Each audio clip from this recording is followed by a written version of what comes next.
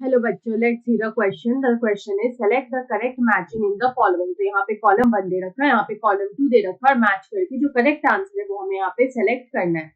तो सबसे पहले लिखेंगे इस क्वेश्चन का की कंसेप्ट। तो यहाँ पे अगर की कंसेप्ट की बात करें तो हम लोग यहाँ पे बात करेंगे अबाउट कंट्रासेप्टिव मेथड्स। तो ये जो कंट्रासेप्टिव मेथड्स होते हैं ये क्यों यूज किया जाता है? तो ये जो कंट्रासेप्टिव मेथड्स होते हैं they help in population control.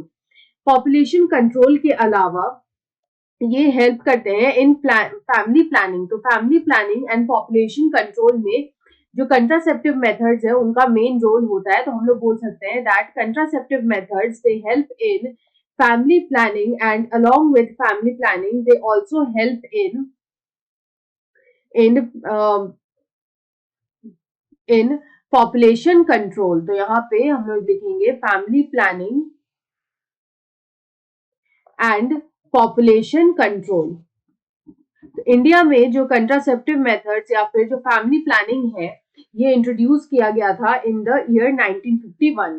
तो यहाँ पे अगर हम लोग देखें तो हम लोग यहाँ पे वेरियस कंट्रासेप्टिव मेथड्स यहाँ पे दे रखा है और हमें यहाँ पे वो किस तरह से वर्क करते हैं वो बताना है।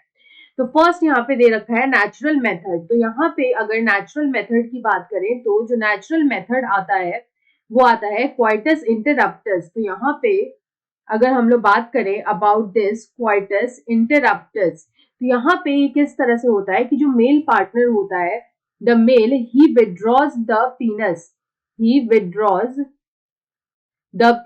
फ्रॉम द वजाइना से पीनस को विड्रॉ कर लिया जाता है जस्ट बिफोर इजैक्यूलेशन।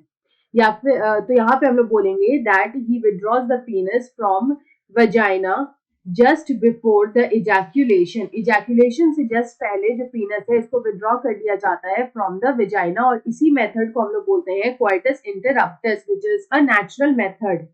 उसके बाद जो सेकंड यहाँ पे आता है वो आता है आईयूडीज।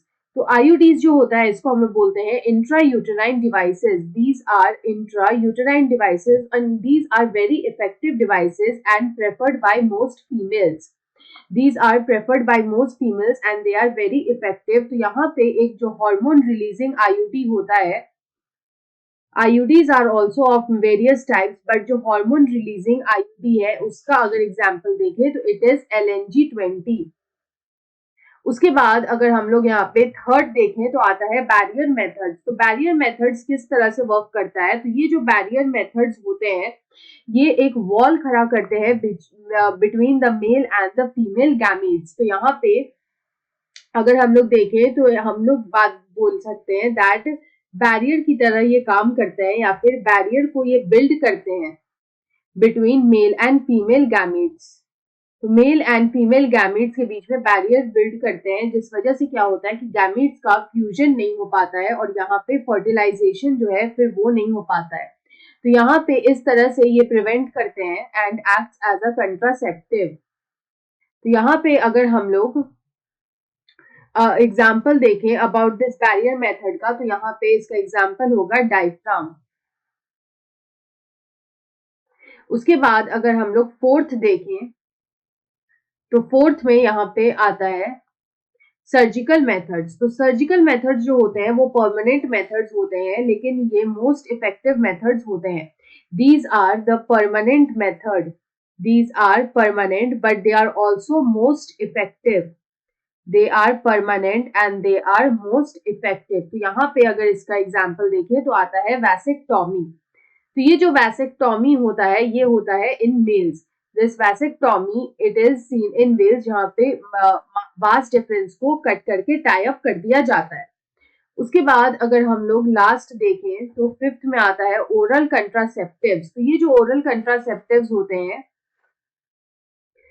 तो यहाँ पे वेरियस टाइप्स के ओरल कंट्रासेप्टिव्स होते हैं जिनमें जो हार्मोनल होते हैं। तो यहाँ पे अगर बात करें अबाउट सहेली तो सहेली जो होता है it is a weekly oral contraceptive pills. ये वीकली ओरल कंट्रासेप्टिव पिल होता है and it is a non steroidal pill. It is a non steroidal pill which was developed eight CDRI Lucknow. तो यहाँ पे अगर हम लोग इस क्वेश्चन में करेक्ट मैच करें तो हम लोग यहाँ पे 1 को मैच कर सकते हैं ए से, 2 को मैच कर सकते हैं बी से, 3 को मैच कर सकते हैं सी से, 4 को मैच कर सकते हैं ई से एंड 5 को मैच कर सकते हैं डी से। तो यहाँ पे जो हमारा करेक्ट मैच होगा वो होगा ऑप्शन 4 में 1 is matched with A, 2 with B, 3 with C, 4 with E and 5 with D.